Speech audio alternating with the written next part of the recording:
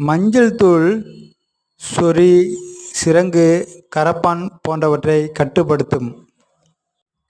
முகப்பருக்களை அழிக்கும். தோல் வறட்சியை நீக்கும். தழும்புகளை நீக்கும். வேர்வை நாற்றம் அழிக்கும். சேற்றுப்புண்ணை ஆற்ற சிறந்த மருந்து.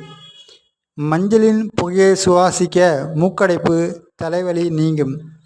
ஆயுள் விருத்தி ஏற்படும். மலச்சிக்கலை நீக்கும். வெள்ளைப்படுதலை போக்கும். தேனில் குழைத்து சாப்பிட்டு வர குஷ்டம் நீங்கும்.